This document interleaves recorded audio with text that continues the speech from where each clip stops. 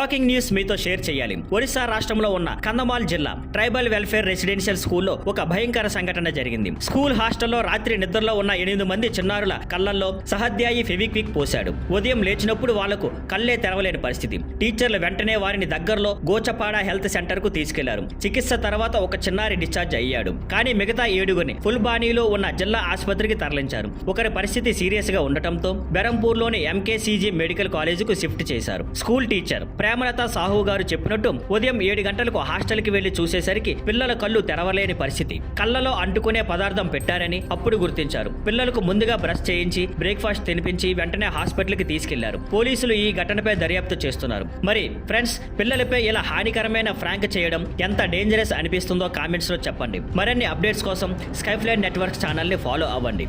See you.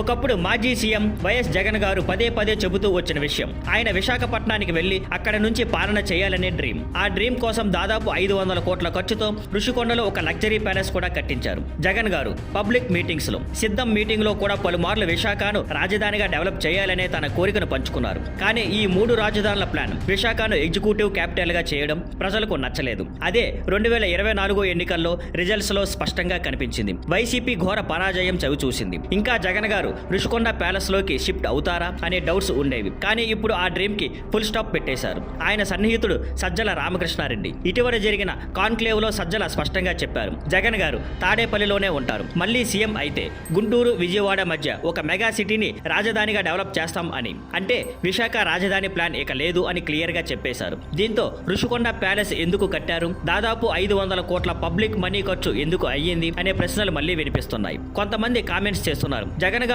సముద్రం పక్కన luxury palace లో జీవించాలని అనుకున్నారా అని. కానీ సజ్జల స్టేట్మెంట్ ప్రకారం చూస్తే ఆ బీచ్ వ్యూ డ్రీమ్ ఇక నిజం కాదనిపిస్తుంది. ఇలాంటి పొలిటికల్ అప్డేట్స్ తో త్వరలో కలుద్దాం. See you on Skyfline networks.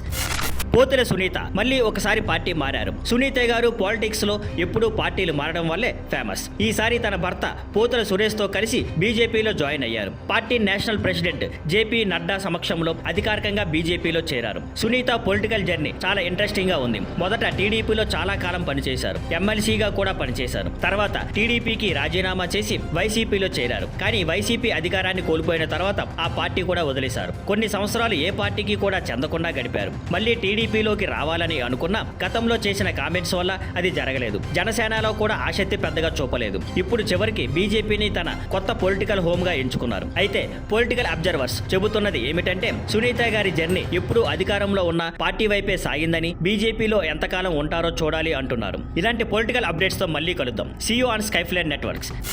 ఏపీలో పెద్ద ఎత్తున మార్పులు జరిగాయి. ముఖ్యమంత్రి చంద్రబాబు అధికారంలోకి వచ్చి 15 నెలలు పూర్తవుతున్న వేళ ఒకేసారి 14 జిల్లాలకు కొత్త కలెక్టర్లు, ఎస్పీలు నియమించారు. మొత్తం 26 జిల్లాల్లో మార్పులు ఉంటాయని అనుకున్నారు. కానీ కొన్ని జిల్లాలపై ఇంకా చర్చలు జరుగుతున్నాయి. కాబట్టి ప్రస్తుతానికి సగం జిల్లాలో మాత్రమే బదిలీలు చేశారు. మిగిలిన జిల్లాల్లో కూడా త్వరలోనే మార్పులు ఉంటాయని టాక్ వినిపిస్తోంది. ఇందుకు కారణం రాబోయే స్థానిక ఎన్నికలేనని చెబుతున్నారు. ఇంకో 3 నెలల్లో మున్సిపల్, పంచాయతీ, మండల పరిషత్ ఎన్నికలు జరగబోతున్నాయి. కాబట్టి జిల్లాలో తనకు నమ్మకమైన అధికారులు పెట్టాలని చంద్రబాబు నిర్ణయించుకున్నారు. రాజధానిలో తన టీంలో చురుకుగా పనిచేసిన వారిలో కొందరిని కలెక్టర్లుగా పంపించారు. ప్రత్యేకంగా చెప్పుకోవాల్సింది హిమాన్షు శుక్లా, కృత్రికా శుక్లా నియామకం. హిమాన్షు ఇప్పటి వరకు ఐఎన్పిఆర్ కమిషన్ గా బాగా పనిచేశారు. ఇప్పుడు నెల్లూరు కలెక్టర్ గా వెళ్తున్నారు. కృత్రికా శుక్లా ఇంటర్మీడియట్ విద్యాశాఖను చూసి బాగా పనిచేశారు. ఇప్పుడు పల్నాడు జిల్లా కలెక్టర్ గా ఎంపికయ్యారు. వీరు సీఎం, మంత్రి లోకేష్లతో దగ్గరగా పనిచేసిన వారే కాబట్టి మళ్లీ బాధ్యత ఇచ్చారని చెబుతున్నారు. చంద్రబాబు ప్రభుత్వం అసెంబ్లీ ఎన్నికల్లో వైసీపీకి గట్టి పోటీ ఇచ్చినా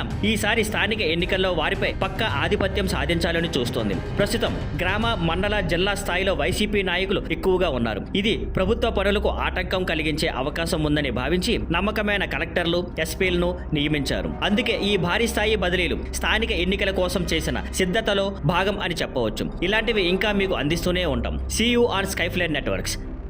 thank you for watching. Please like, share and subscribe.